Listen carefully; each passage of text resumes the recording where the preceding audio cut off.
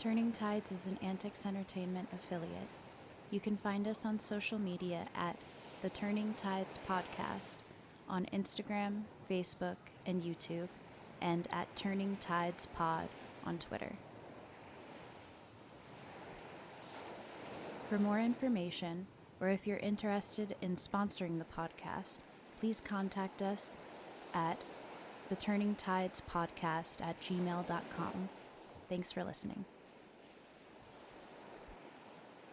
Warning, this episode of Turning Tides contains graphic descriptions of racism, rape, murder, violence, suicide, sexual assault, and adult themes.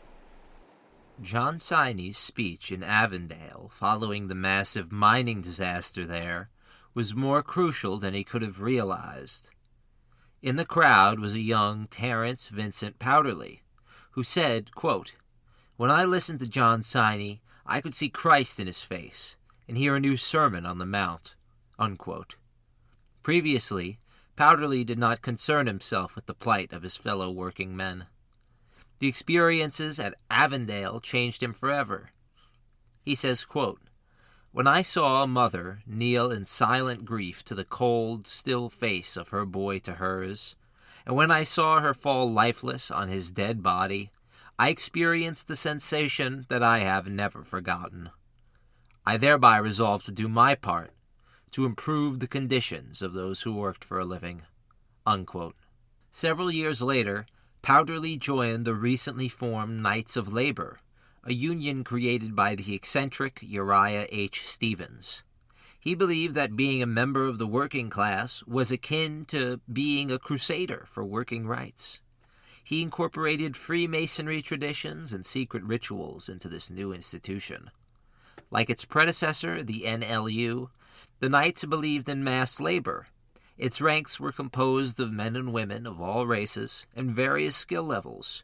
Even employers were encouraged to join. Powderly found himself quickly ascending in the ranks of the quasi-secret society.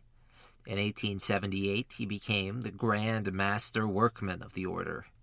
Little did he know, within a decade, his moderate and inclusive labor union would be embroiled in the country's first Red Scare, accused of a vast, militant, revolutionary conspiracy to kill Chicago's policemen.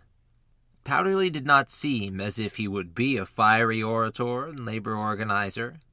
While also being the leader of the union, Powderly was involved in local politics, having won the title of mayor of Scranton, Pennsylvania, during the same year he became head of the Knights. Powderly was a firm believer in temperance and decried alcohol in those who partook. This gave him a holier-than-thou air amongst regular union members, and his strange quirks led to alienation amongst the rank and file of the Knights. Many simply refused to listen to Powderly's instructions. In spite of this, the Knights of Labor became the preeminent labor union in the country. They supported cooperatives, nationalizing the railroad, and workers' boycotts. But they strangely disavowed striking. Powderly called striking, quote, "a relic of barbarism," unquote. Beginning in 1882, however, the Knights were successful in several strikes. In 1885, the Knights took on railroad financier Jay Gould.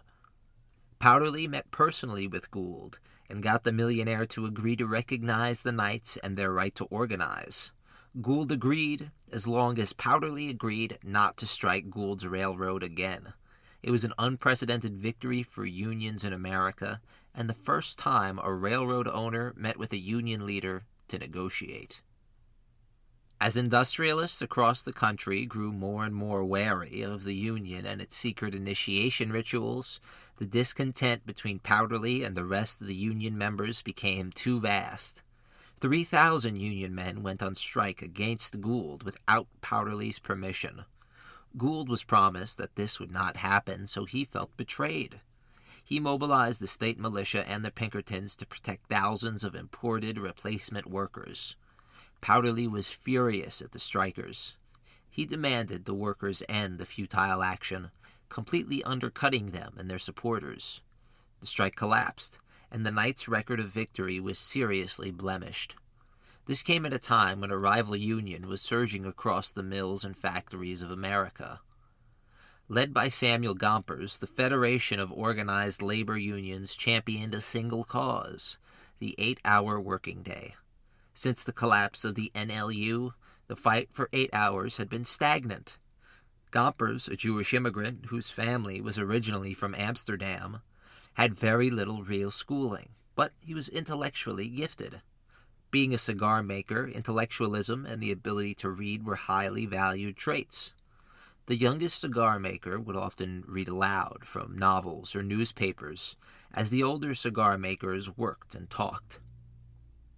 This is where Gompers first heard the theories of Marx. While he never claimed to be a socialist, he supported many of their ideas. When asked what labor wanted, he responded, quote, "What does labor want? It wants the earth and the fullness thereof. Labor wants more schoolhouses and less jail cells, more books and less arsenals, more learning and less vice, more leisure and less greed, more justice and less revenge, more of the opportunities to cultivate our better natures, and to make manhood more noble, womanhood more beautiful, and childhood more happy and bright." Unquote. In the words of Philip Dray, quote, "The Federation chose May 1st, 1886 as a fixed date beyond which no American trade unionist would ever again work more than 8 hours a day. Der Tag, the day, it was called." Unquote. As anticipation mounted throughout the country, Vincent Powderly half-heartedly gave his support for the movement, but nowhere in the country was the movement more volatile than in Chicago. In Chicago, a vocal and growing anarchist movement was bristling for a cause behind which to rally.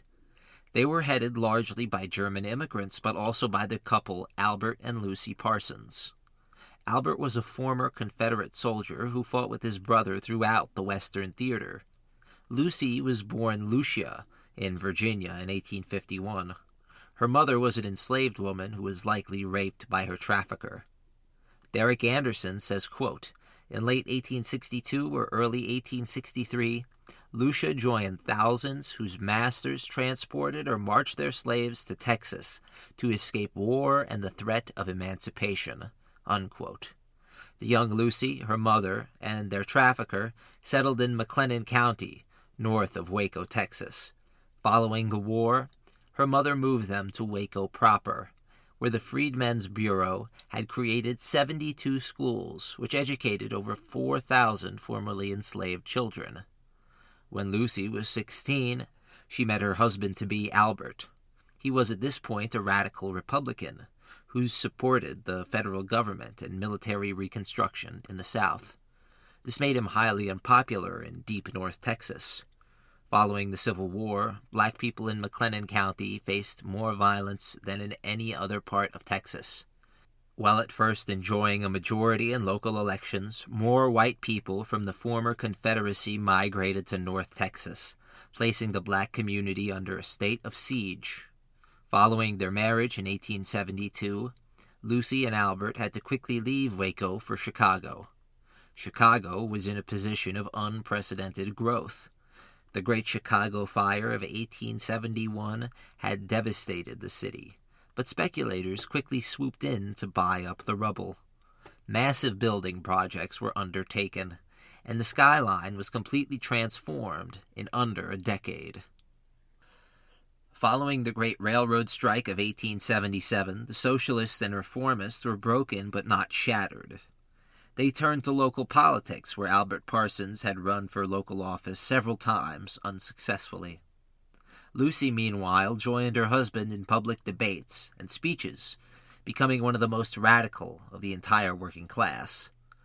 With a candidate in the running for mayor of Chicago, socialists managed to split the vote, leading to the election of Carter Henry Harrison, the first Democratic mayor elected in the city since the Civil War. He would prove to be exceptional at glad-handing and connecting to the citizens he served. He was loved by both the business classes and the working classes. Chicago was a city in which many immigrants settled. Harrison clearly understood this, as he knew a solid portion of Czech, German, and Polish. This allowed him to heavily ingratiate himself with his constituents. This also led to him becoming one of the longest-serving mayors in the Windy City's history. Republicans were furious at losing control of the second-largest city in the country. They only recently defeated the People's Party, which was mainly composed of German immigrants. Harrison proved to be shrewd and diplomatic. One of his first subtle coups was offering jobs to high-ranking socialists. Many accepted, causing the most radical to split from the main Socialist Party. Socialists in Chicago were now divided into two camps, the Reformists and the Revolutionaries. It was an ingenious move on Harrison's part.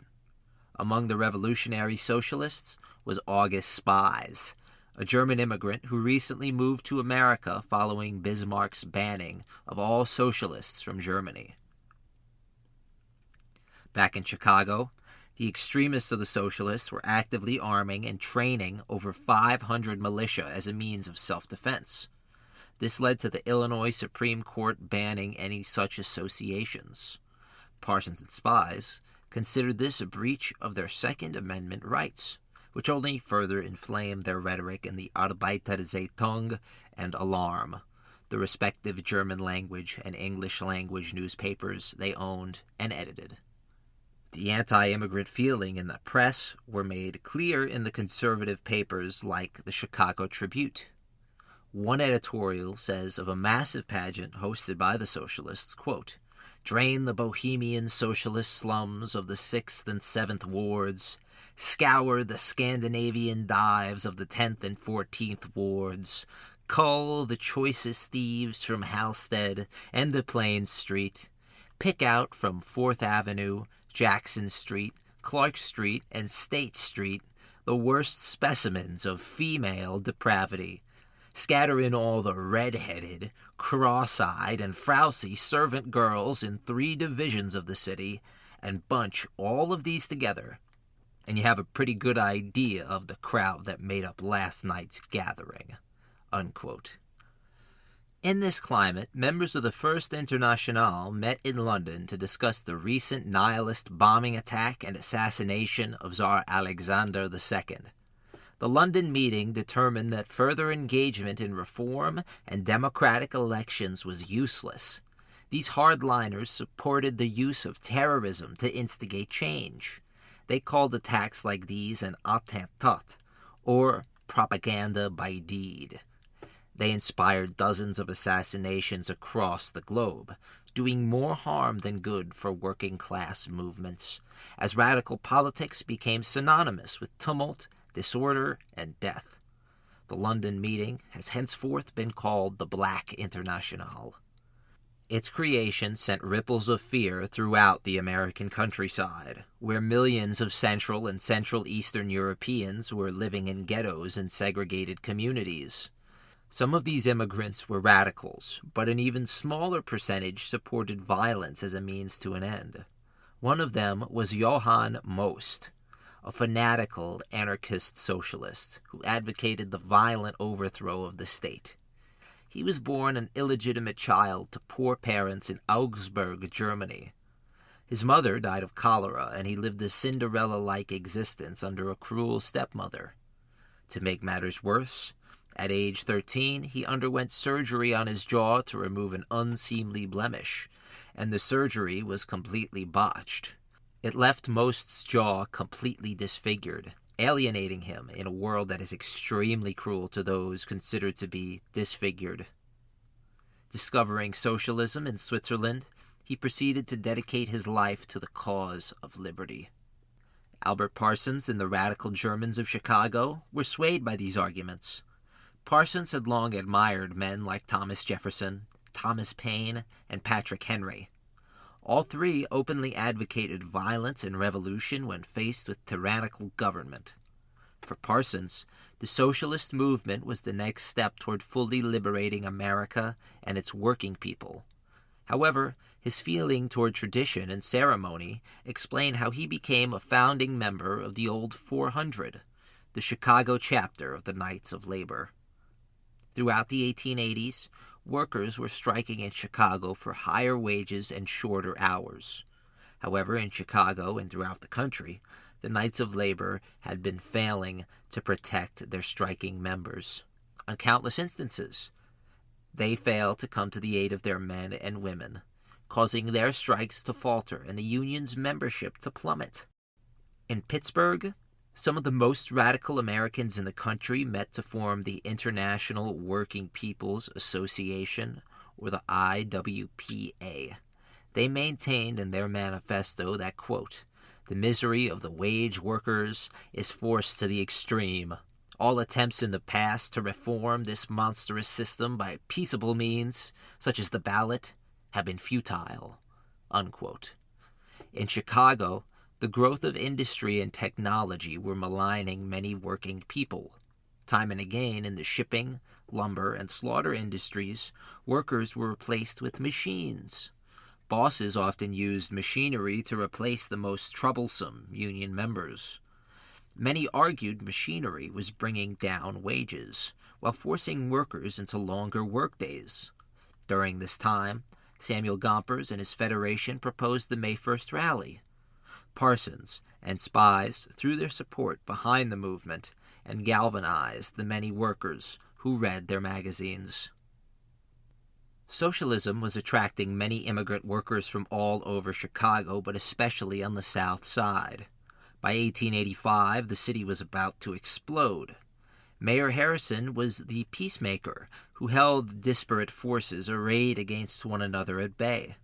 In the words of James Green, quote, "The first sign of the big trouble to come appeared at the McCormick Reaper Works.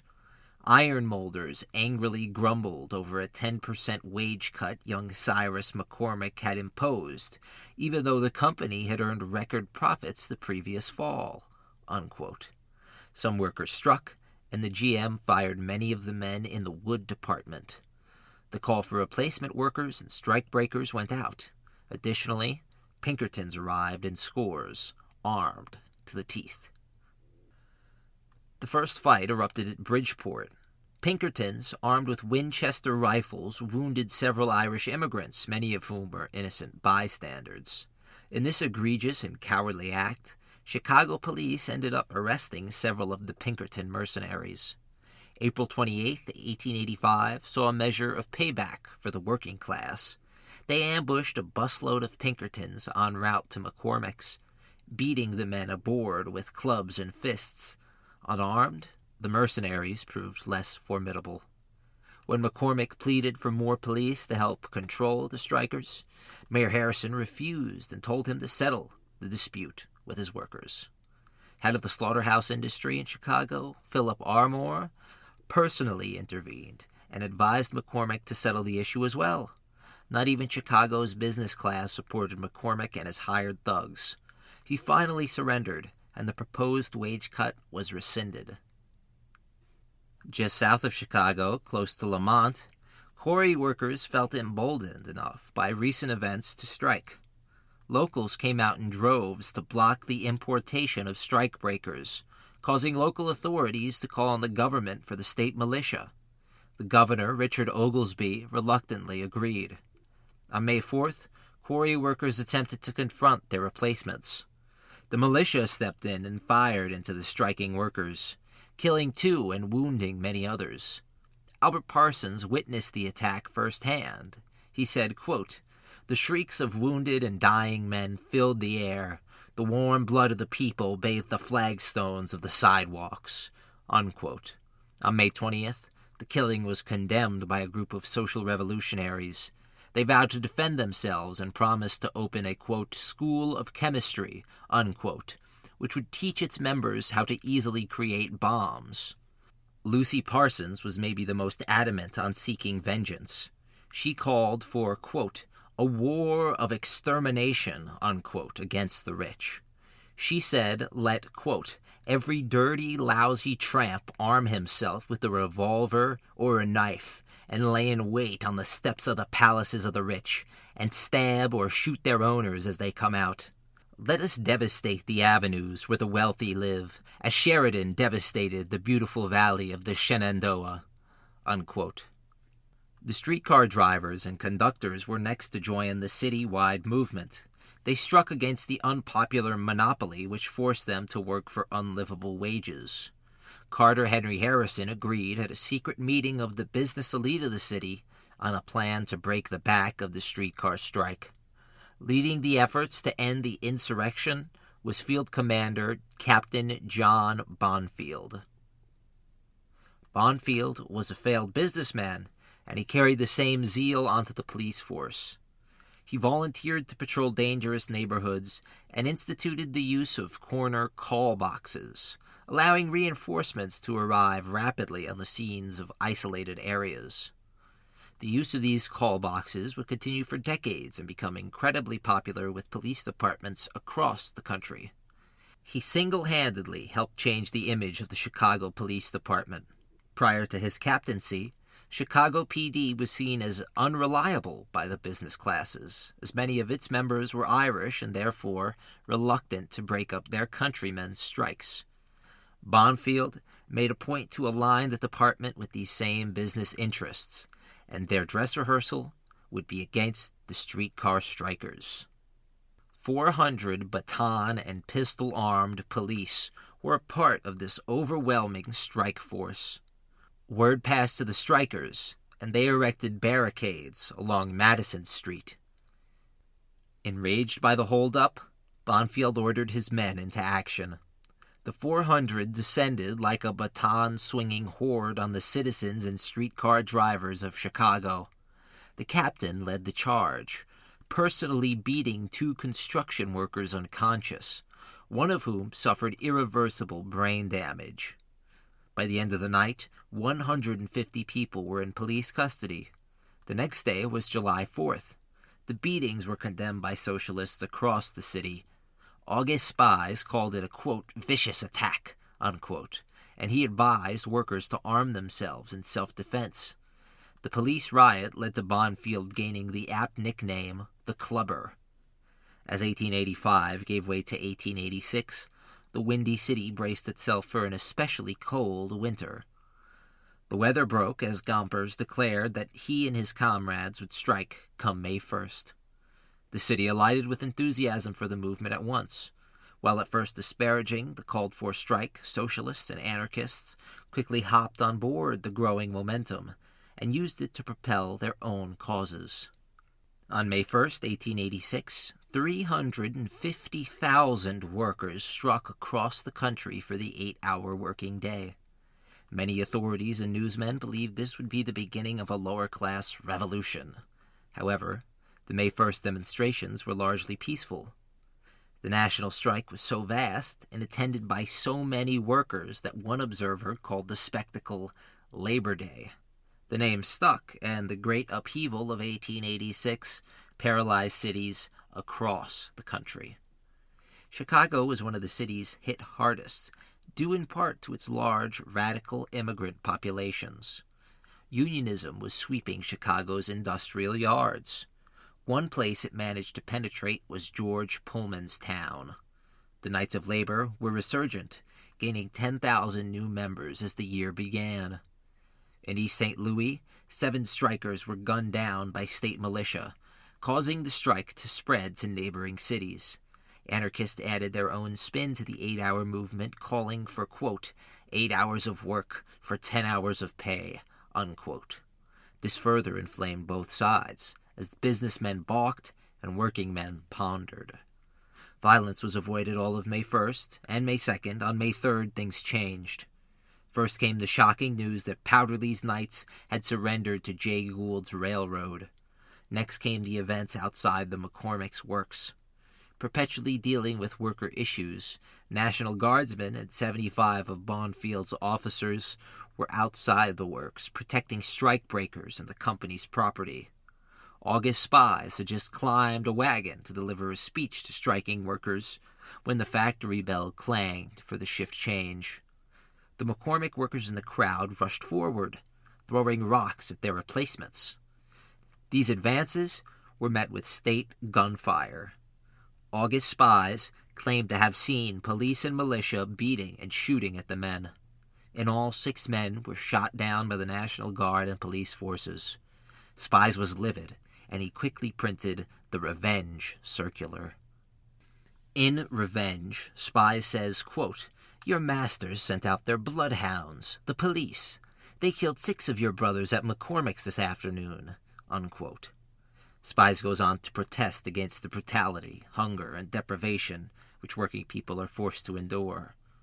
He closes the circular by saying, quote, "Destroy the hideous monster that seeks to destroy you. To arms we call you, to arms," unquote.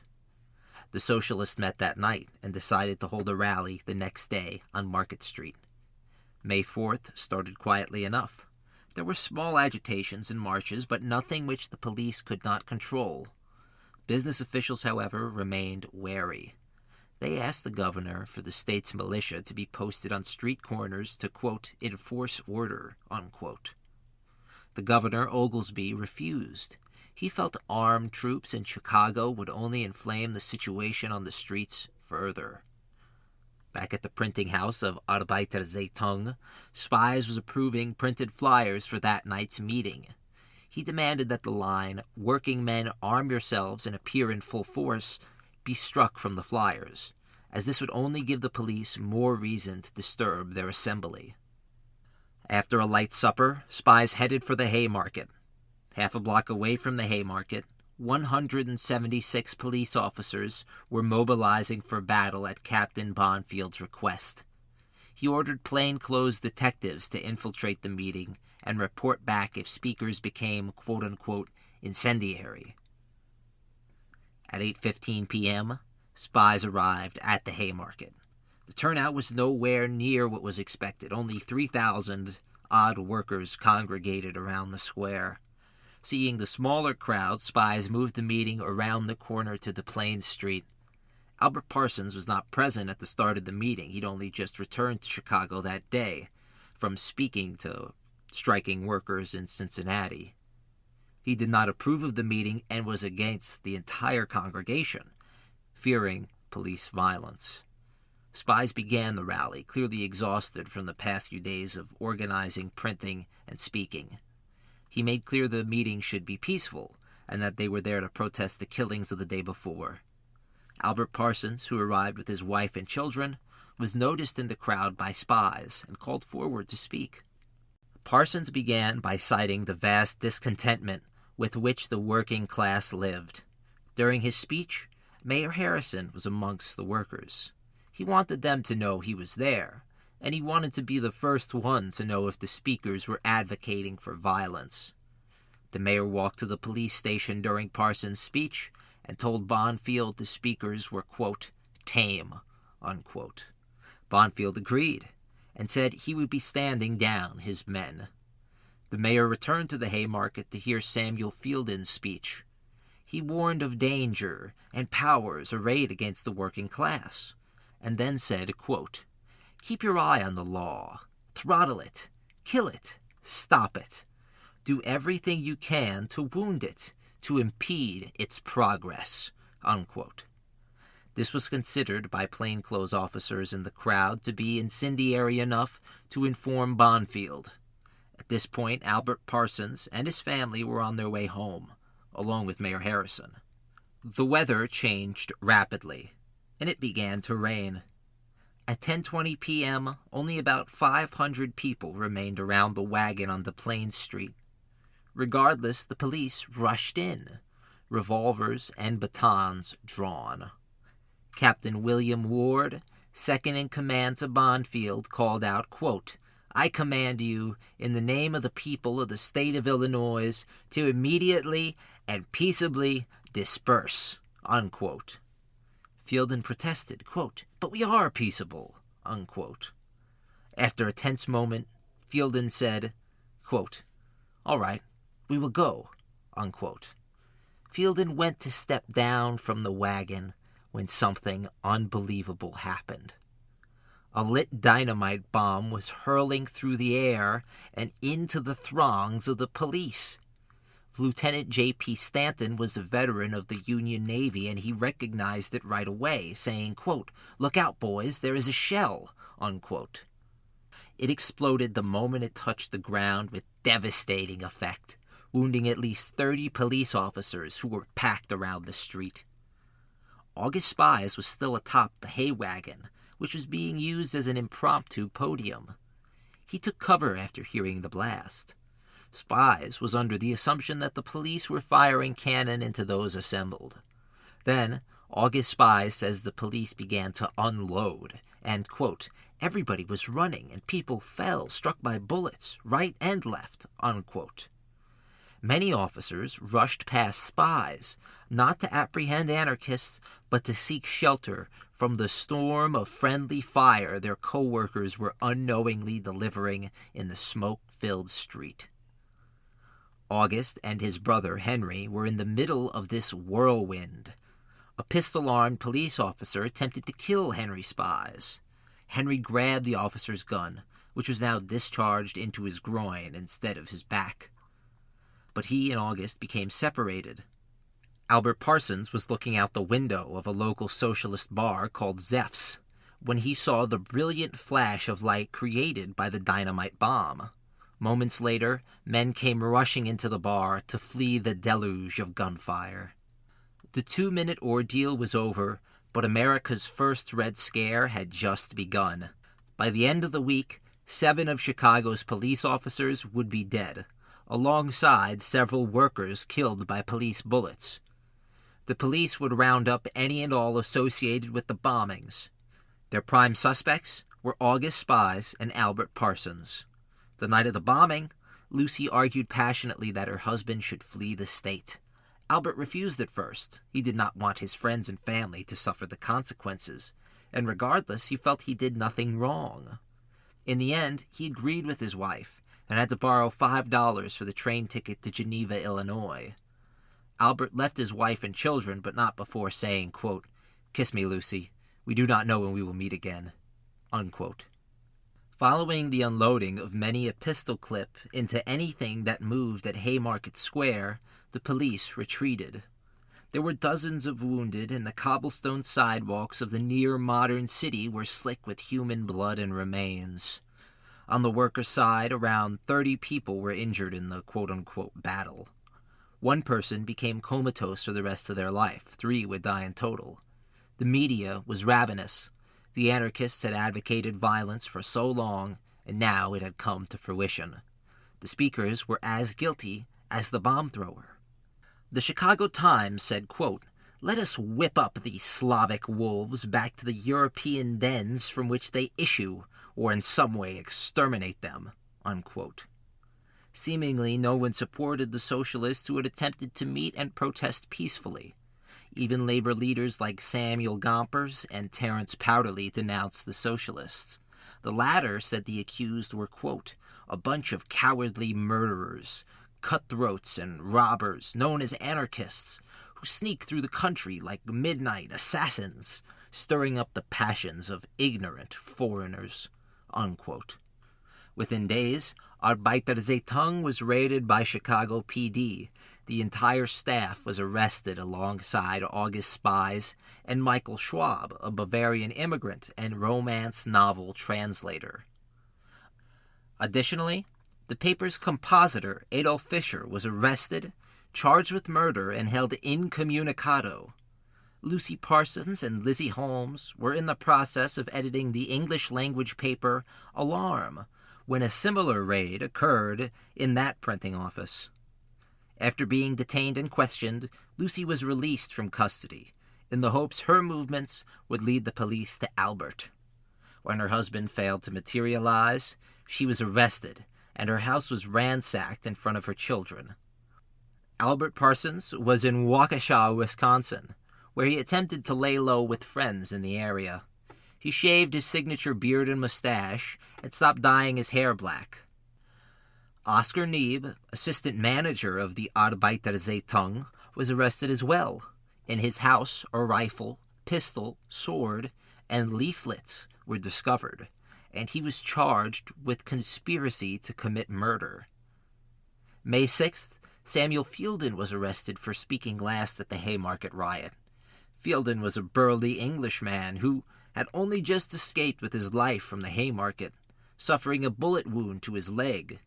He was arraigned with Schwab and spies. This mass crackdown on labor leaders broke the spine of the immigrant socialist movement in Chicago, which had been gaining significant steam. The New York Times wrote, quote, "There is hardly an anarchist in the city who does not tremble for fear of a visit from the police. Search warrants are no longer necessary," unquote. New schemes and plots were uncovered by the police every day, and private gun sales soared. The media fed this panic with little to no neutral observations.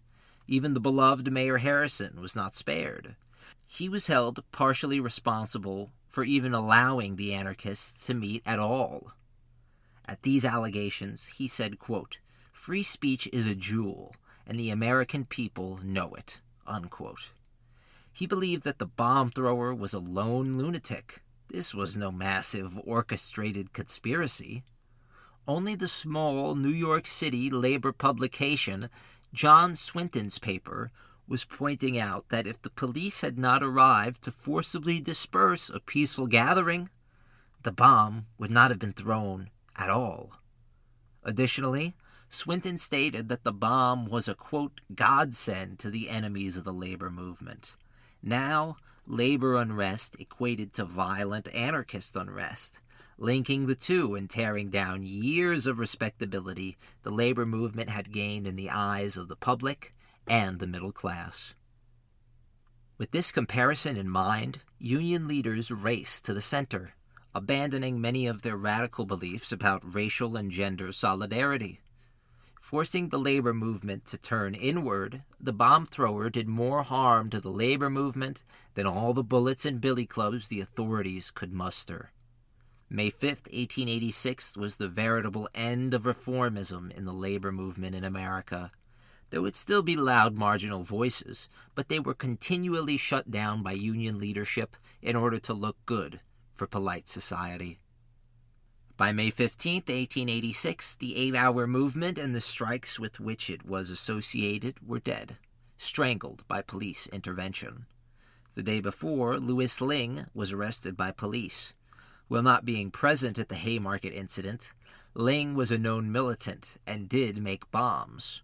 More than likely, one of his bombs was thrown at police. However, the person suspected of throwing the bomb was not apprehended. The main suspect was Rudolf Schnaubelt, but the only evidence against him is that he fled town after being interrogated. Next to be arrested was George Engel, a toy store owner and a militant anarchist. What had he done? He held a meeting the day previous to the Haymarket bombing with Louis Ling. They threw the 50-year-old immigrant into a sweat box and attempted to coax a confession from him. When this failed, the police put the screws to Adolf Fischer. They told Fischer that spies had given him up as the bomber. Fischer replied, quote, "If spies has really told you that, then he has lied. Either you lie, or spies does.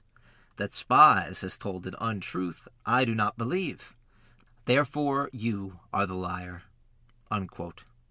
Julius Grinnell, Cook County prosecutor, stepped in, saying, quote, "A brave man does not lie," unquote. Fischer retorted, quote, "Is that so? Then you must be the greatest coward in the world," unquote. Grinnell lost his composure at this and shouted, quote, "Then we'll hang you," unquote. Fischer replied, quote, "Very well, then hang me, but don't degrade me with any more of your rascally propositions," unquote. It's clear that many of the anarchists refused to cooperate with authorities, but many who were promised financial reward did, and they turned state evidence against their friends. In fact, a mountain of evidence had already been collected against the accused. The authorities planned on railroading the coming trial. 2 young defense lawyers and William Perkins Black, a Civil War hero and radical Republican, were set to defend the anarchists.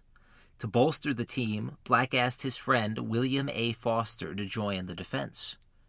Jury selection was a farce. Instead of random selection, a special agent was ordered to collect lists of prospective jurors. In the hundreds of names put forward, only 7 men were a part of the working class. All the others were upper-middle-class merchants, traders, investors, and industrialists. One of the prospective jurors was even related to a slain Haymarket officer. The request for a change of location was denied. The trial would take place in the inflamed Chicago area. Only 6 weeks after the bombing, on June 21st, the trial began in earnest, but not before a sensational moment. Albert Parsons had returned to the city and with a dramatic flourish revealed himself to the courtroom to stand trial with his comrades. Black had convinced Lucy Parsons to get her husband out of hiding, as he was sure the charges would be dropped, or at least lessened. The state's case was straightforward. The men accused advocated the violent overthrow of the inherent order, and someone acted on their words. It was irrelevant who the bomb thrower was. He need not even stand trial. His physical actions were manufactured by the threatening language of the accused. Black's argument was that this did not equate to murder. This was clearly an attempt by the state to drown out the voices of the people they were oppressing in order to crush the socialist and labor movements in their tracks. The defense team, headed by the two seasoned lawyers Black and Foster, did an admirable job defending their clients. However, there was simply no way they could have won due to the location of the trial, the jury selected, and the judge who presided over the case. On August 19, 1886, the jury was sent to deliberate. It took them an hour to reach a guilty verdict. 7 of the accused were found guilty of murder and sentenced to death. Oscar Neebe was also found guilty, but he was only sentenced to 15 years imprisonment. Black was shocked at the outcome. As the trial progressed, it became clear he could not get acquittals for his clients, but he hoped many of them would receive lesser sentences than death. Albert Parsons stood up and bowed to the audience when the verdict was announced. As one newspaper put it, quote, "He had lost none of his Texas nerve," unquote. It was only with the guilty verdict that some mainstream press outlets had begun to come down from their vengeance-filled peaks. They began to ponder the decision and asked more pertinent questions to their readers. Black promised to appeal the decision in front of the Illinois Supreme Court. After 6 months of deliberating, the court rejected the appeal and stuck by the original ruling. The death sentence was to be carried out on November 11, 1887. Undeterred, Black took the appeal to the Supreme Court of the United States. Support was building for the original Chicago 7. Henry Damaris Lloyd, a popular magazine writer and muckraker journalist, threw his support behind the accused. His father disinherited him over his view. On October 27th, the U.S. Supreme Court heard the appeal of Attorney Black and the renowned Civil War general turned statesman Benjamin F. Butler. They argued that the trial and their clients' arrests violated the 4th, 5th, 6th, and 14th Amendments of the Constitution. Arguing vociferously for the anarchists' cause, Benjamin Butler proclaimed, quote, "If men's lives can be taken in this way, better anarchy. Better to be without law than with any such law," unquote. Despite their hard-fought appeal, the Supreme Court deemed the constitutional violations of no importance because they only applied in federal cases. Basically, they refused to hear it, arguing they had no jurisdiction. In either case, they said, quote, "The defendants had not been deprived of a trial by a fair and impartial jury and had not been denied due process of law," unquote. The lives of the accused now rested in the hands of one man, Governor Richard Oglesby. He was of the old Republican breed and was in the room when President Abraham Lincoln died. By all accounts, he was a fair man and empathized with the accused. But he would not go above legal procedure. James Green says the accused needed to, quote, "write statements of contrition." Defense lawyers, family members, and other supporters persuaded Fielden, Schwab, and spies to write such letters, unquote. As a result of their letters, Schwab and Fielden had their sentences commuted to life imprisonment. Spy's letter contained a statement that he deplored all violence, even the violence inflicted on workers at McCormick's and in East St. Louis. Additionally, he did not ask for mercy. As a result, the governor did not consider this sufficient enough contrition to be eligible for leniency. Engel, Fisher, Ling, and Parsons all refused to write such letters. In the case of Parsons, the publisher of the Chicago Daily News, Melville E. Stone, attempted to convince Parsons personally. Parsons said to the man, quote, "You are responsible for my fate. Your venomous attacks condemned us in advance. I shall die with less fear and less regret than you will feel in living, for my blood is upon your head." Unquote. In spite of all attempts by Black and the many Amnesty supporters, Parsons remained adamant. He would not confess, for he could not confess. He had done nothing wrong. Word came from across the globe for amnesty for the accused. The writer, Oscar Wilde, noted Senator Lyman Trumbull, and hundreds of thousands of others signed petitions for the soon-to-be executed. The voice that was missed most was that of Henry George. A writer and politician, he had championed working causes throughout the post-Civil War era, famously writing Progress and Poverty in 1879. He had only just lost the mayorship of New York City in the spring of 1886, splitting the vote between the victorious Democrat Abram Hewitt and the relatively unknown Republican Theodore Roosevelt. This probably explains George's reluctance to support the anarchists. Regardless, he was attacked by Roosevelt and lost overwhelmingly in the next year's Secretary of State election, turning the United Labor Party into an afterthought in New York City politics. Maligned by his one-time leftist supporters and conservatives, he faded away into obscurity, but his funeral years later would prove to be the largest public funeral in New York City's history, save the procession of Abraham Lincoln's body. Oglesby was overwhelmed by 100,000 signed names on a petition and set about reviewing 8,000 pages of evidence and documents.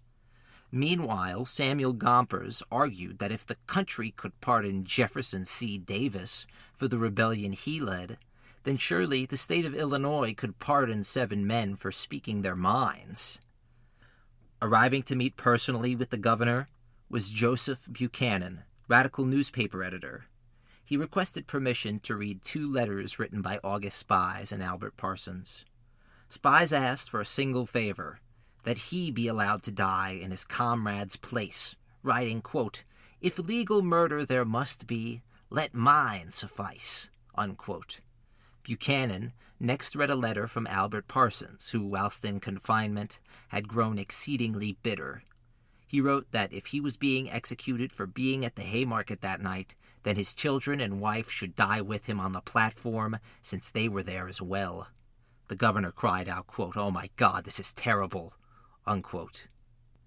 As Oglesby deliberated his decision, it was discovered that Louis Ling had killed himself, a victim of a dynamite capsule which was detonated in his mouth. Many believed his suicide was to prevent the state from killing him. Others theorized the state, in an act of poetic justice, killed Ling. He was, after all, the one accused of manufacturing the bomb, which killed several police officers on May 4th. James Green says the others who were accused, quote, "envied him," unquote. Oglesby would not budge from the law. Engel, Fisher, Spies, and Parsons had all failed to give contrition and show mercy for their deeds. Therefore, their sentences must be carried out. On November 10th, close family were allowed to visit the condemned. Engel's daughter, Spy's mother, and Adolf Fisher's wife were allowed entry. Lucy Parsons was denied such a meeting with her husband. James Green says she was, quote, "reportedly acting deranged," unquote.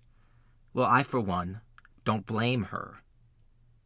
Fed this final bitter pill, Albert Parsons contented himself with the John Greenleaf Whittier poem, The Reformer. It was read to him by his prison guard, whom he came to befriend. the poem goes, quote, "Whether on the gallows high or in the battle van, the noblest place for a man to die is where he dies, a man," unquote. At this line, Parsons said to his captor, quote, "That song will go ringing down the corridors of time," unquote. Parsons said he was happy that he had such a strong wife and children who were too young to miss him too much. The next morning, Parsons wrote to a friend, quote, "The guard had just awakened me. I have washed my face and drank a cup of coffee. The doctor asked me if I wanted stimulants. I said no. The dear boys, Engel, Fisher, and Spies, saluted me with firm voices. Well, my dear old comrade, the hour draws near. Caesar kept me awake last night with the noise, the music of the hammer and saw erecting his throne, my scaffold," unquote. In a final gesture of kindness, the sheriff assured Parsons his remains would be sent to Lucy and their children. The jailhouse was guarded like an outpost on the front lines of a war zone. Newspapers kept up the alarmist takes all day, claiming the anarchists were tunneling under the city and prepared to set off dynamite charges before the hangings could commence. With this in mind, none of the families of those about to die were allowed to witness the event. Lucy Parsons desperately attempted to force herself into the gathering. She was arrested, and her children would spend the rest of the day being strip-searched for bombs. First to step out, adorned in a long white hood, was August Spies, followed by Fisher, Engel, and finally Parsons.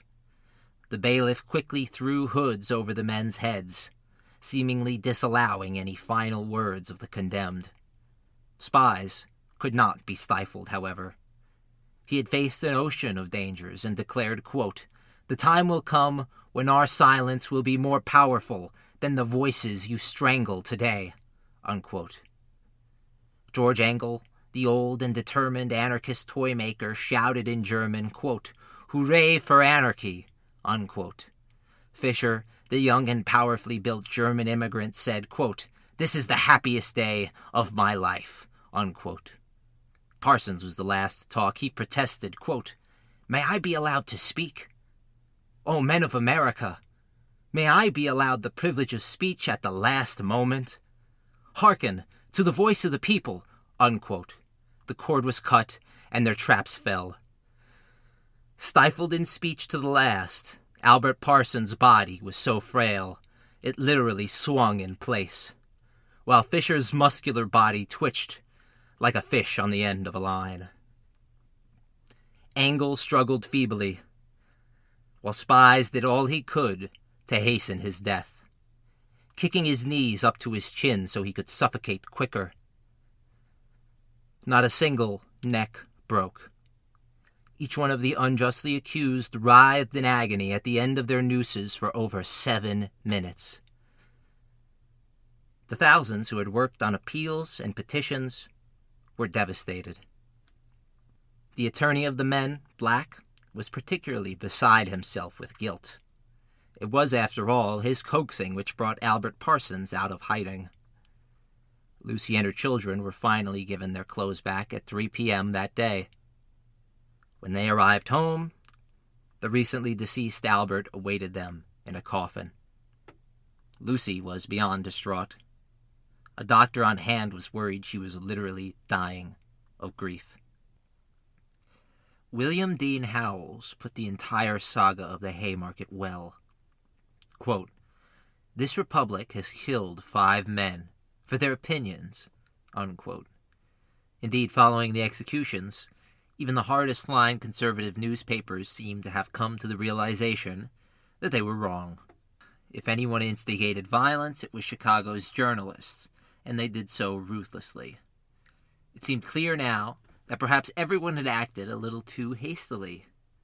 The shambolic trial would prove a watershed moment for America, as less than a decade later, the men still serving time and the men long dead were vindicated with an official pardon from the new governor, who was elected as a reformist. The Haymarket Martyrs Monument would first be erected in 1893. Inscribed on the mantle are the last words of August Spies. The memorial has been targeted by both left and right-wing vandals, and has had to be refurbished or rebuilt several times throughout its history. The Knights of Labor suffered inadvertently from the Haymarket affair.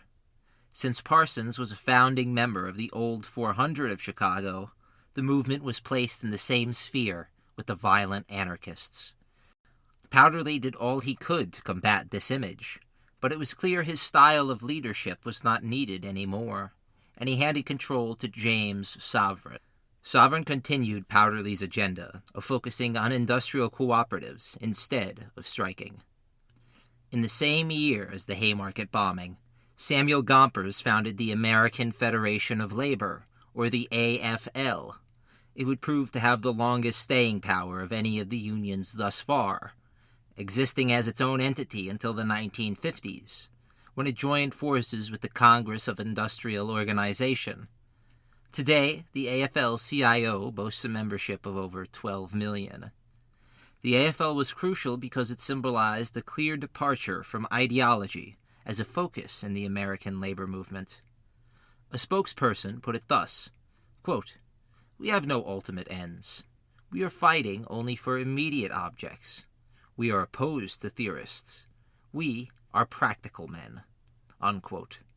This new organization ruffled the feathers of many Knights of Labor, and a quasi-Cold War started between the two unions, each vying for each other's members and influence. Meanwhile, Gompers was a truly ingenious labor leader, winning over 75% of the strikes he initiated through the early 1880s. Always distrustful of politicians, he kept electoral politics in the rear-view mirror, instead trying to alleviate problems from within the working system. The industrialists of Chicago believed that they had solved the burgeoning workers' rights movement, but they had no idea they had just become the orchestrators of their own hellscape. Realizing they could get nowhere with aggressive rhetoric, many labor and community leaders turned to nonviolent forms of protest to redress their grievances. This was due to the measured responses many union leaders took in wake of the Haymarket incident. One new development was the mass protest movements against hunger and equality. Poor people were marching to Washington seeking government aid, and other more militant poor citizens were hijacking trains and attempting to drive them to the Capitol. It was a strange phenomenon, and one which has since been emulated by many protest movements. This protest was fueled in part by a massive depression which rocked the world market in the early 1890s. In New York City, approximately 200,000 people were left unemployed, while 100,000 in Chicago were left in a similar position.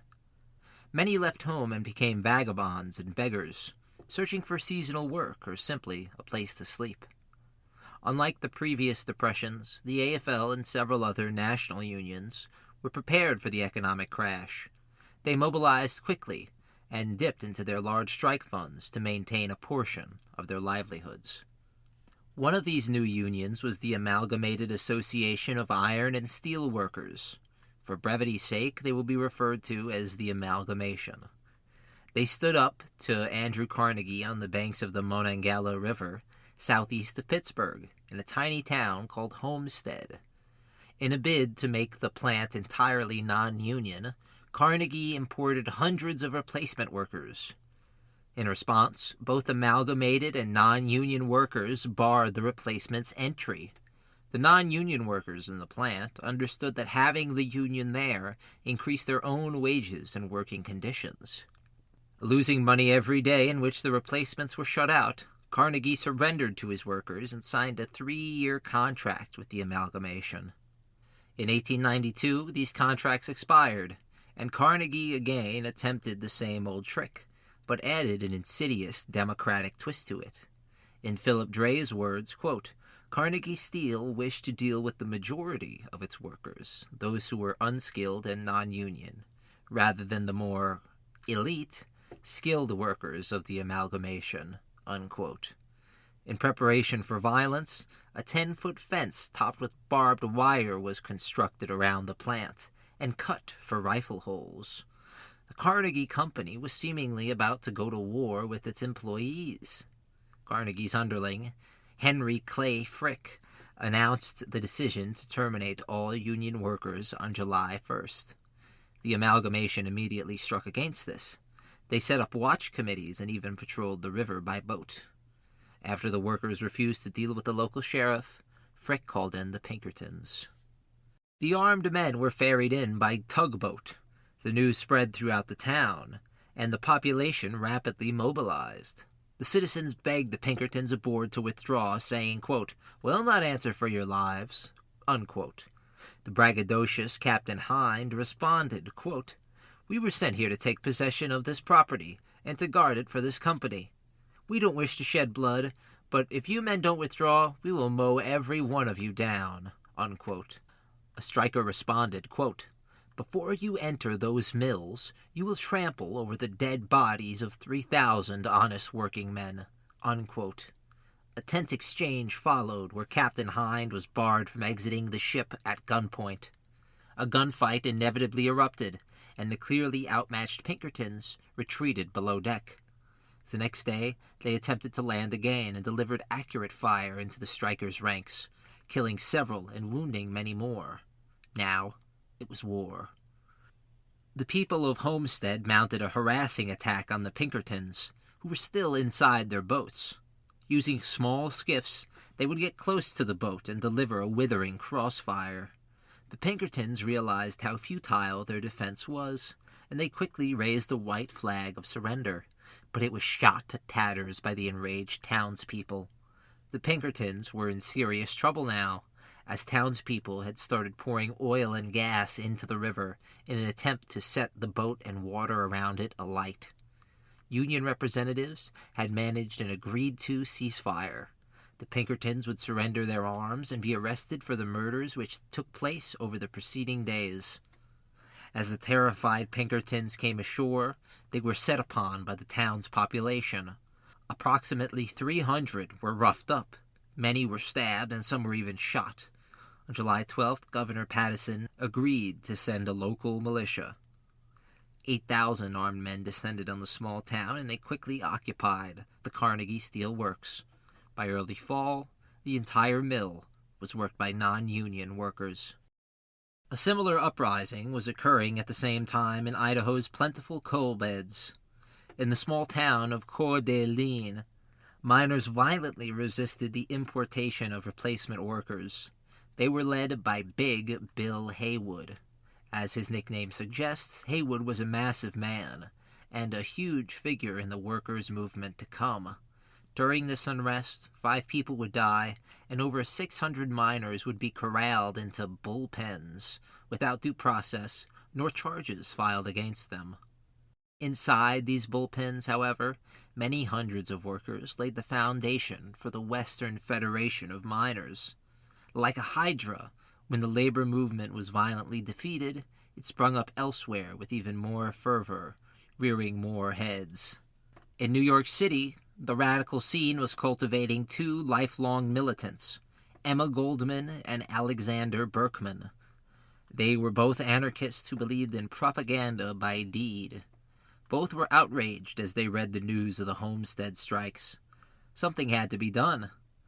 The couple would hatch a scheme to kill Carnegie's underling, Frick.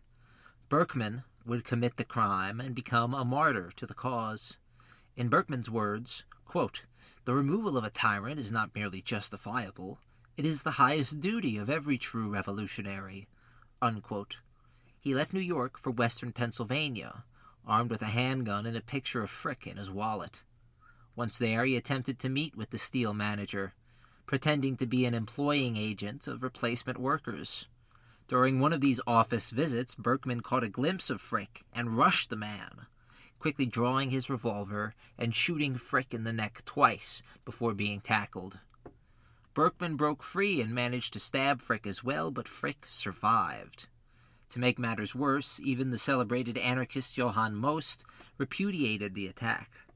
This led to Goldman confronting Most during a speech he was making and striking the man with a horsewhip. In the end, Berkman would receive 21 years in prison for the attempted murder. Additionally, the Homestead strike was a blow to the workers of the amalgamation, but it was also a blow to the steel baron, Andrew Carnegie. His reputation as a philanthropist and do-gooder was ruined. Across the country, people were facing an uphill battle against the forces of state and private power. Nowhere was the fight more apparent than amongst black workers. In the 1890s, the black existence went from bleak to nightmarish. Lynchings were the new norm. Every other day, a black man was tortured, beaten, and then hung from a tree. The United States Supreme Court added insult to injury with Plessy v. Ferguson. This case upheld the standards of racist and inhumane Jim Crow laws, while maintaining that black people who were living under segregation were separate but equal. This shambolic ruling is one piece of a long line of proof that throughout this country's history, the highest court in the land has been one of the most corruptible segments of government, and that the justice they deliver is anything but.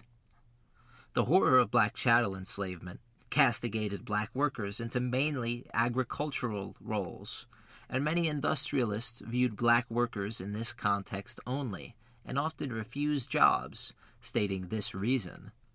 In the realm of labor relations, Samuel Gompers had failed yet again, where Silvis had failed a generation previously. The AFL did not uniformly support black workers, and many of its local chapters used segregationist rhetoric. This forced black workers into becoming strikebreakers against their will, further maligning the workforce with white workers. In 1892, these precedents would be challenged in New Orleans. Here, a walkout of multiracial streetcar drivers terrified the authorities, as differences were put aside to support a 12-hour day. The strike was spreading throughout the entire city. Now many other industries were coming forward demanding a 10-hour day. Authorities immediately resorted to race baiting, warning that the strikes were being taken over by black men. The multiracial coalition held in the face of these racist lies, and they called the general strike across the city.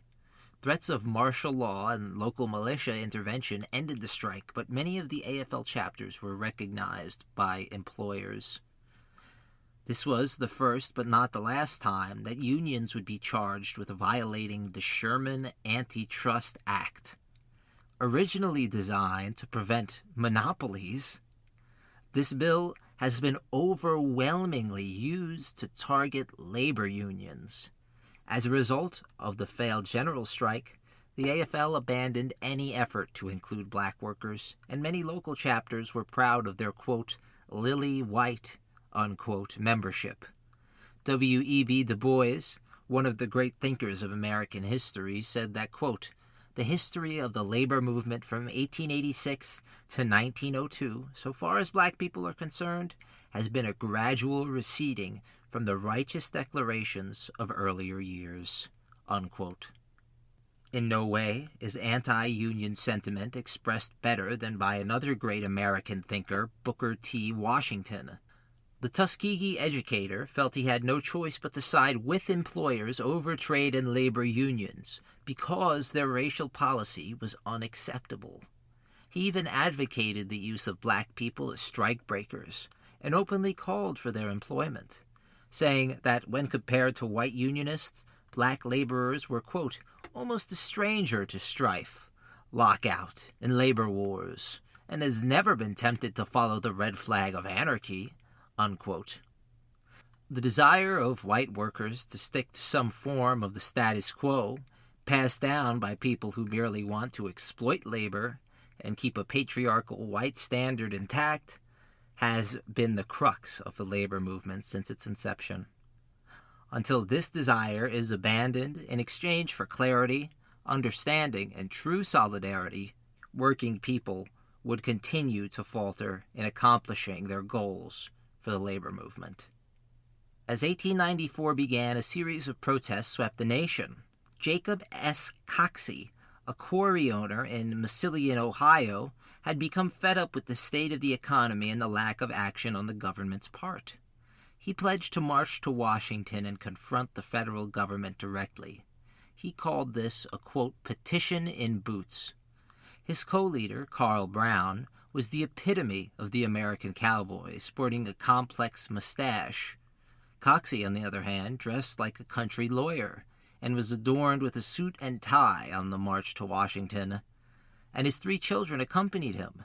His eldest daughter dressed in red, white, and blue.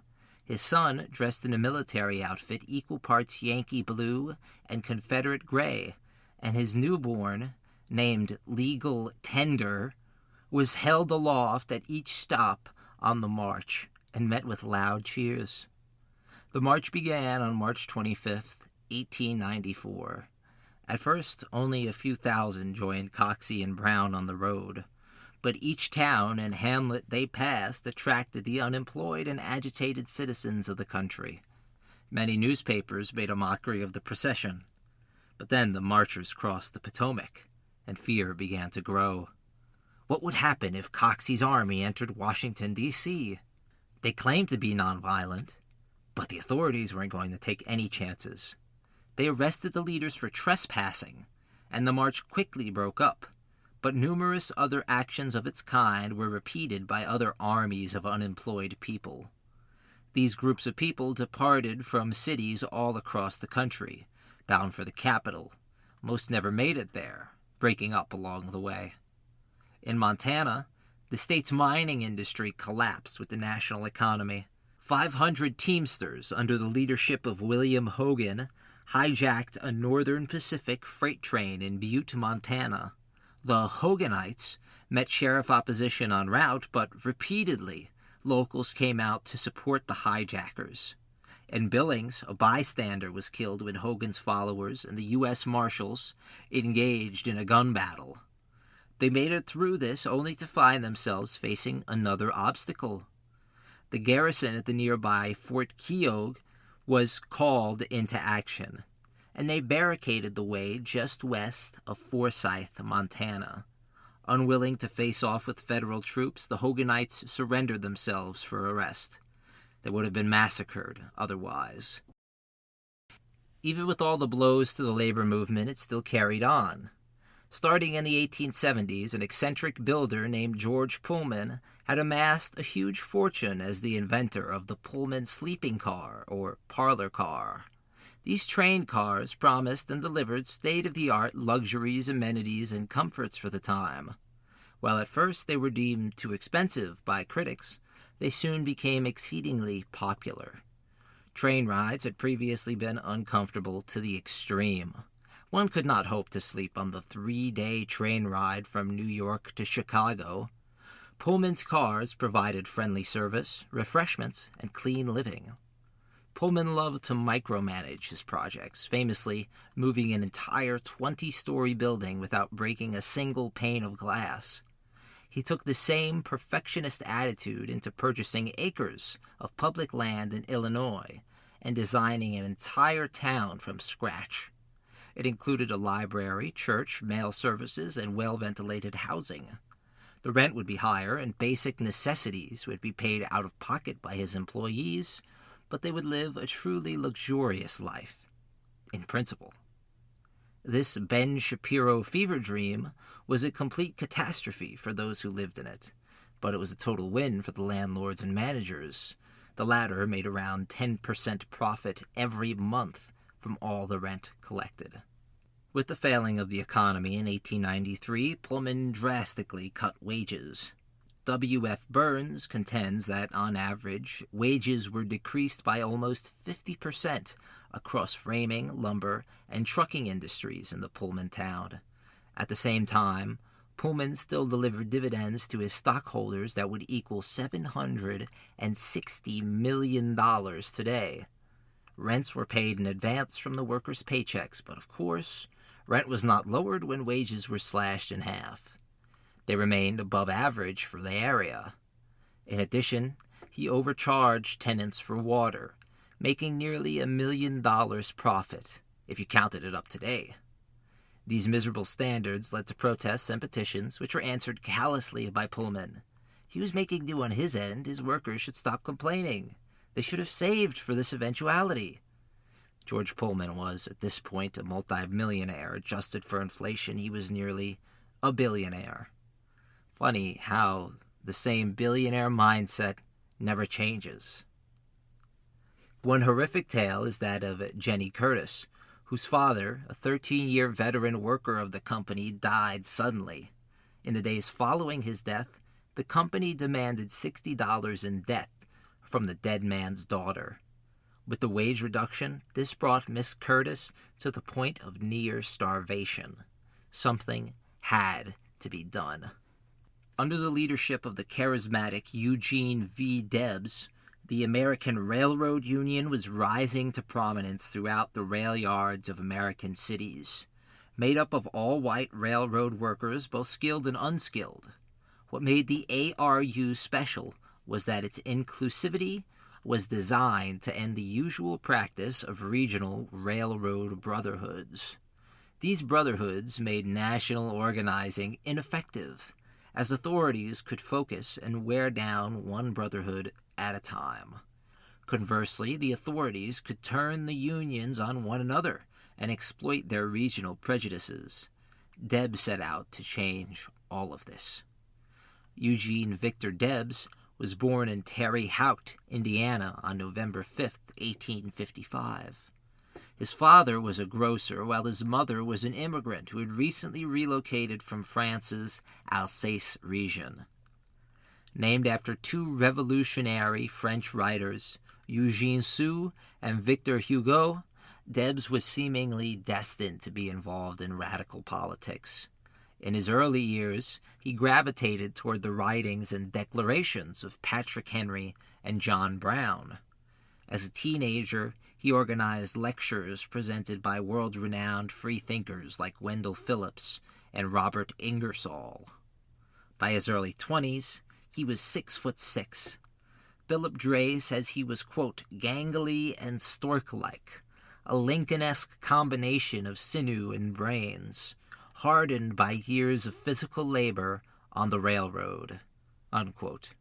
Starting in 1880, he ascended his local union's ranks, as his brothers quickly realized they had a genius on their hands. At first, Debs shied away from strikes and organized forms of protests, fearing to rock the boat. He originally believed the union's sole purpose was to care for the sick workers and deceased workers' families. Regardless, he believed in capitalism and was a card-carrying Democrat. During the 1880 Burlington Railroad strike, he came to the conclusion that there must be a national union of railroad workers if they were going to have any hope of enacting change. As if to drive this point home, 1892 saw striking switchmen in Buffalo fail due to infighting within railroad brotherhoods.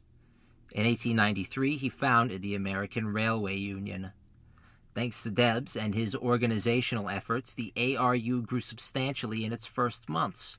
In spring of 1894, the ARU defeated the Great Northern Railroad, surging in popularity because of it.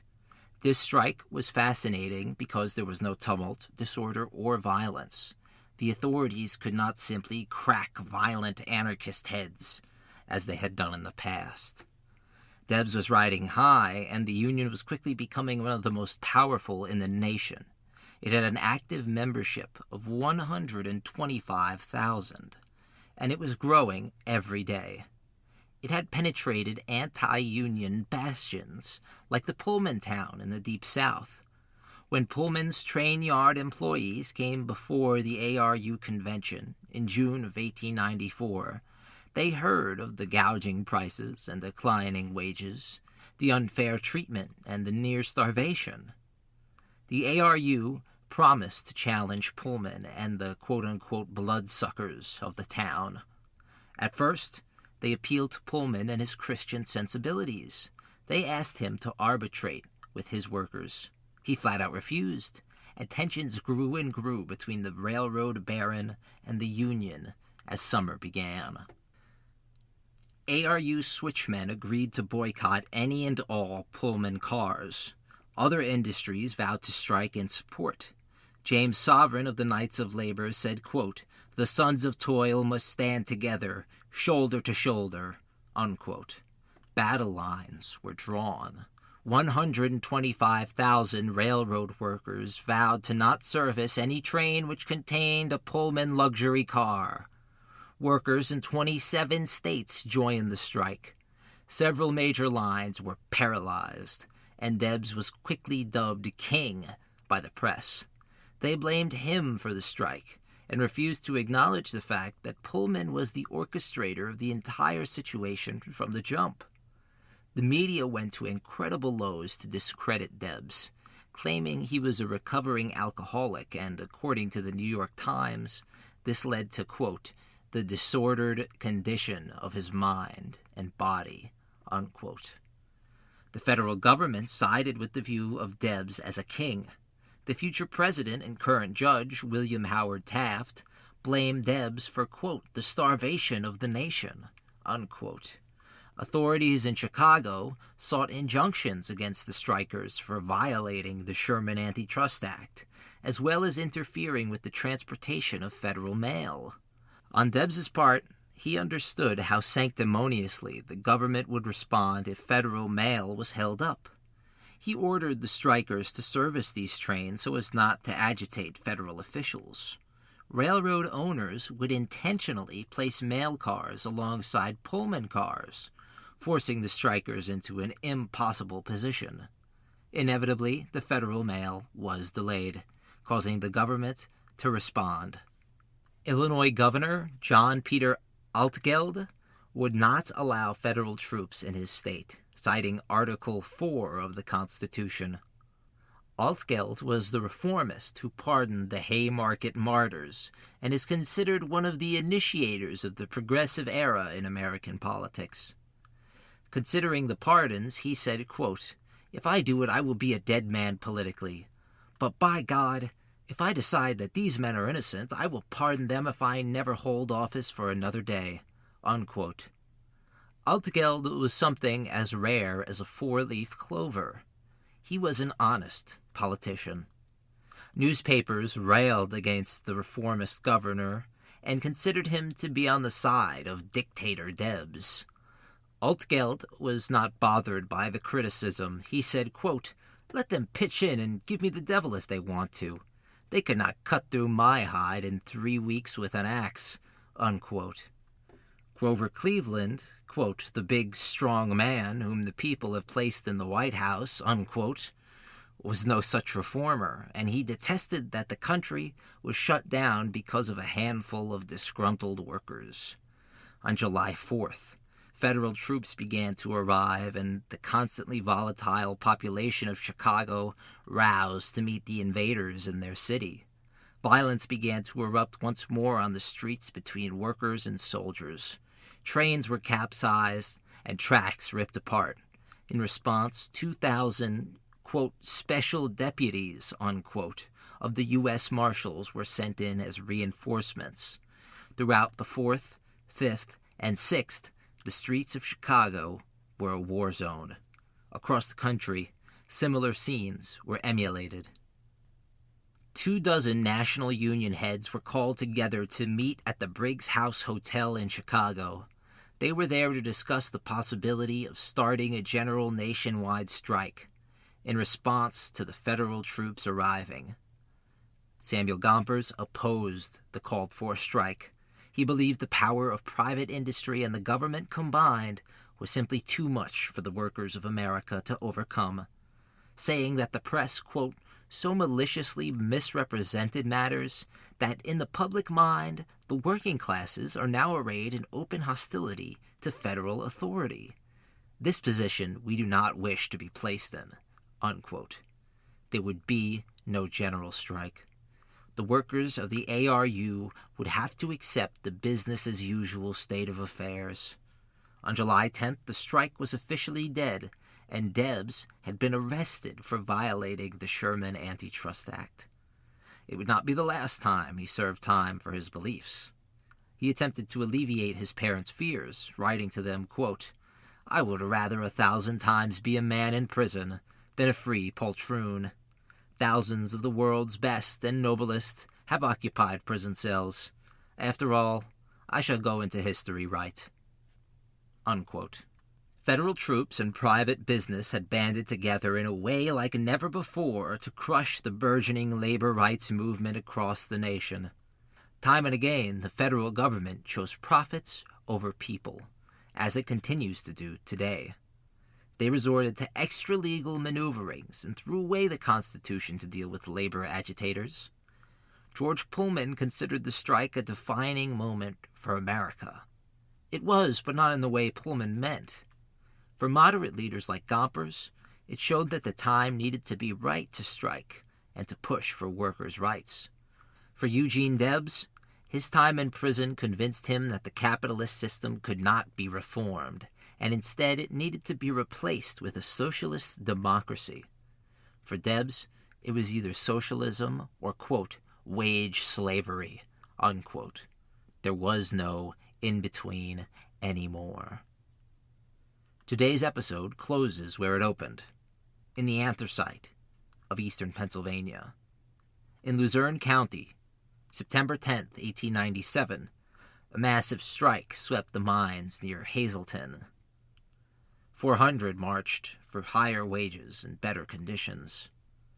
They were met by hired Pinkertons who demanded that the strikers turn back and not take another step forward. Some strikers stepped forward and the Pinkertons opened fire. At least 19 mostly Slavic, unarmed mine workers were killed. Almost all of them were shot in the back. Their crime? Stepping forward to protest. The Pullman strike did fail, but it started a modern labor movement which would not simply be snuffed out. In total, upwards of 70 people died across the country during the federal troops' intervention. The ARU would fail as well, but other unions would take their place. Eugene Debs would step away from the labor scene and become the country's preeminent socialist politician. In the coming years, he would seriously threaten the established order and gain millions of adherents in America's working-class communities. Years later, Eugene Debs would write a short story called The Old Umbrella Mender, about a former ARU striker. The following is an excerpt from his writing. Quote, "I was walking briskly toward my office. A stiff wind was blowing and drizzling rain was falling. The threads in one of the ribs of my umbrella snapped asunder, and the cover flew upward. I was about to lower my disabled shower stick when I ran slapdash into an old itinerant umbrella mender with his outfit slung across his back. He had noticed the ill behavior of my umbrella. It snapped from its bearing even as he had his eyes upon it. Perhaps it understood. He was about 65. His clothes evidently weathered many a storm. Besides being worn and shabby, were too light for that season. Overcoat he had none, nor gloves, nor overshoes. Mine embarrassed me. The outfit of the old fellow, carried on his back, was sorry enough to fit his general makeup, and if he had offered himself for sale just as he stood, including his earthly belongings and his immortal soul, he would not have found no bidder, nor brought a cent. He began to sew the cover back into its proper place. His fingers were red and numb. A discolored nail partly hid a badly bruised thumb. He had difficulty in doing this bit of sewing, and it plainly distressed him. Poor human soul, I thought to myself. A vagabond dog among his kind would fare better than this worn-out old umbrella mender in a civilized human community. The warm clothes I had on made me uncomfortable, as I saw him sitting there in rags. The overcoat I wore made me ashamed of myself. Every time the umbrella mender looked up out of his rags, I winced. What crime had he committed that condemned him to go through the world in tatters, to be lashed by the merciless blasts of winter and tormented by hunger pangs? Dared I call him brother? And could I call him brother without insulting him? "Good morning," was the cheery greeting of a man who passed on the sidewalk, calling me by name. The old umbrella mender fairly started at the mention of my name. "Excuse me," he said timidly. "Is this Mr. Debs?" "Yes," I answered. "Thank God." He fairly bounded to his feet. There were tears in his eyes, and his face was flushed. "Say, Gene," he continued, "I am pretty well down, ain't I? About all in and making my last stand before shuffling off. But say, Gene, I never scabbed. Look at these hands. I'm an old rail, and I followed the business for 27 years. If I'd been like some of 'em, I'd had a passenger train years ago and been saved a lot of grief. But I'd rather be a broken-down old umbrella fixer without a friend than be a scab and worth $1 million. Did you belong to the ARU? I asked. Did I? He answered. I was the first man in our division to sign the list. My card, I lost it in Ohio where I was running as a vagabond. I raised a row about it, and they threatened to lock me up again. Did I belong to the ARU? Well, I should say I did, and I am proud of it. When I cross the big divide, I can walk straight up to the bar of judgment and look God in the face without a flicker. We had the railroads whipped to a standstill, he said, warming up. But the soldiers, the courts, and the army of Deputy United States Marshals that scabbed our jobs were too much for us. And then he told me the melancholy story of his own persecution and suffering after the strike. His job was gone, and his name was on the blacklist. 5 jobs he secured under assumed names were lost to him as soon as he was found out. Poverty began to harass him. He suffered much, but he had kept the faith, and his regrets were at least free from reproach. He was a broken-down old veteran of the industrial army. He had paid the penalties of his protest against privately owned industry and the slavery of his class. And now, in his old age, he was shuffling along in his rags toward a nameless grove in the potter's field. Had he scabbed on his fellow workers? Had he been mean and selfish and cold-blooded, he would have been promoted instead of blacklisted. His right to work and live, his home, his family, and his friends were all swept away because he refused to scab on his fellow men. The old umbrella mender stood before me proud and erect, and looked me straight in the eyes as he finished his pathetic story. The shabby clothes he wore were to him capitalist society's reward of manhood and badge of honor. His shabbiness was all on the outside, and he seemed transfigured to me and clad in garments of glory. He loomed before me like a forest monarch. The tempests had riven and denuded of its foliage, but could not lay low. Unquote. The labor movement in America was laid low right before the 20th century began. But just like the umbrella mender, the movement survived in spite of the violence and power arrayed against it. The world was entering a new century and was about to experience new problems.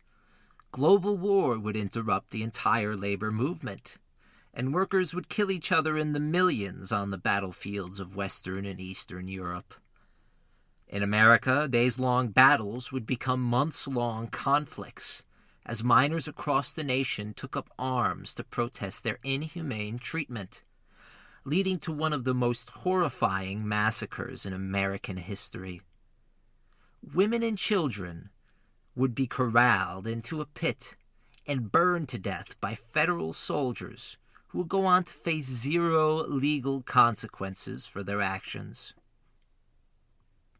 To hear the story of Ludlow and the Colorado coal mine wars, you'll have to tune in for the next episode of Turning Tides.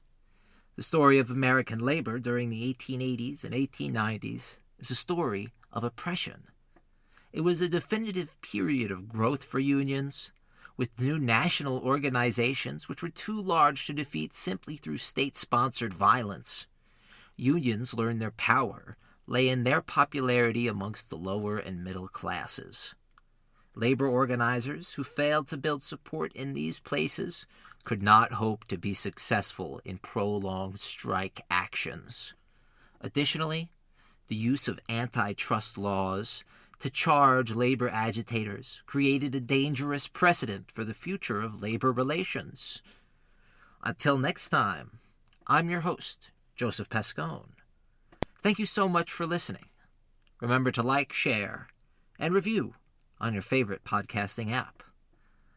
Have a great day, and don't scab. If you like what you heard today, you can support us by donating on PayPal at Turning Tides Podcast 1. Thanks for the support and thank you for listening. If you like what you've heard, we'd really appreciate it if you take the time to rate and review Turning Tides on whatever platform you use to listen, and share the show on social media. It really helps us to bring the show to more listeners. Thank you guys so much. Thank you to everyone for listening. We'd also like to say thank you to Movo Photo. We use their sound equipment for this podcast, as well as all of our other projects at AntiKs Entertainment. They make great equipment at great prices, and we really appreciate that they make content creating so accessible for indie creators like us. Check them out on social media at Movo Photo, MOVOPHOTO. Thank you again.